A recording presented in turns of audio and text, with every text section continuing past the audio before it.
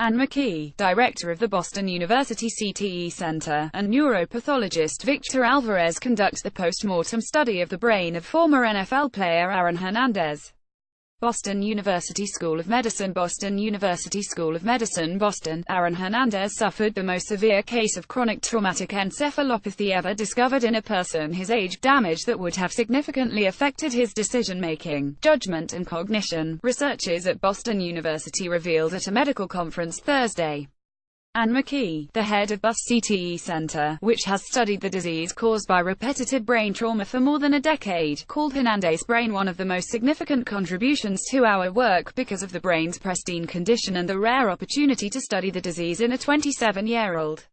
Hernandez, a former New England Patriots tight end, hanged himself with a bedsheet in April in a Massachusetts prison while serving a life sentence for the murder of his friend Odin Lloyd in 2013. In a diagnosis that linked one of football's most notorious figures with the sport's most significant health risk, doctors found Hernandez had stage 3 CTE, which researchers had never seen in a brain younger than 46 years old, McKee said. Because the center has received few brains from people Hernandez's age, McKee could not say whether Hernandez's brain was representative of a 27-year-old who had played football as much as Hernandez. But she found the advanced stage of CTE alarming. In this age group, HES clearly at the severe end of the spectrum, McKee said. There is a concern that we're seeing accelerated disease in young athletes. Whether or not that's because they're playing more aggressively or if they're starting at younger ages, we don't know.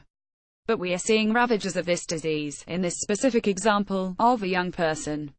At Thursday's conference, McKee flipped through slides comparing sections of Hernandez's brain to a sample without CTE. Hernandez's brain had dark spots associated with tau protein and shrunken, withered areas, compared to immaculate white of the sample.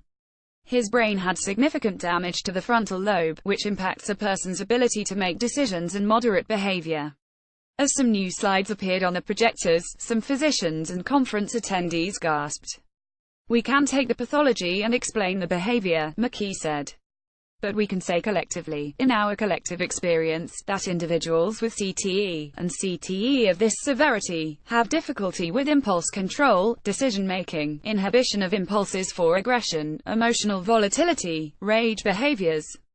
We know that collectively. McKee said Hernandez had a genetic marker that makes people vulnerable to certain brain diseases and could have contributed to how aggressively he developed CTE.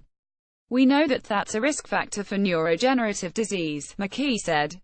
Whether or not that contributed in this case is speculative. It may explain some of his susceptibility to this disease.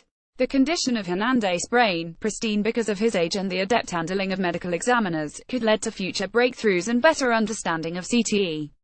For example, researchers could better study the interaction of inflammation and tau pathology through the use of fluorescent stains. It gave researchers their best view yet of a marker associated with CTE. We are able to understand this disease at the scientific level in a way that's very rarely presented, McKee said. We're very grateful to the family for making this donation. We're hoping this will advance medical science in a very significant way. This will really accelerate and advance our research going forward. Normal 27-year-old's brain and Aaron Hernandez's brain. Boston University School of Medicine, Boston University School of Medicine medical examiner stirred Hernandez's brain, weighing 1,573 grams, to Bus Labs in April. From the outside, it looked like a typical brain, no lesions, no bruises, no abnormalities. When researchers sliced the brain into sections, they discovered startling damage. Ventricles were dilated, in response to the brain shrinking. Researchers determined Hernandez had lost brain tissue. Membranes that were supposed to be firm had grown thin and gelatinous, McKee said.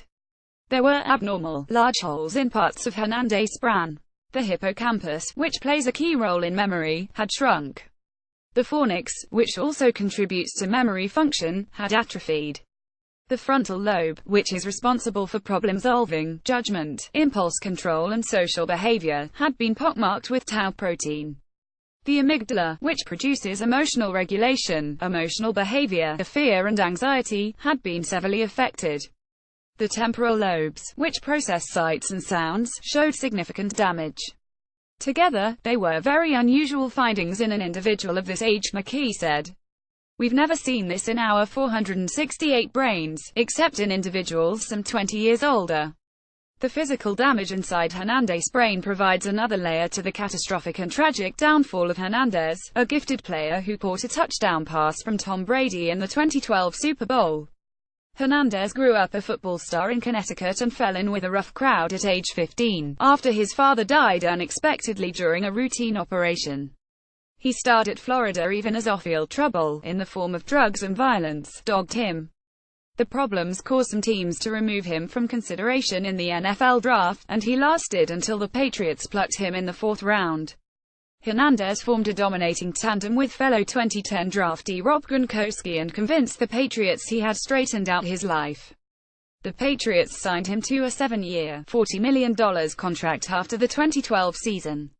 Months later, in the summer of 2013, Lloyd was murdered. In the summer of 2013, his body found in a gravelly field a mile away from Hernandez's mansion in North Attleboro.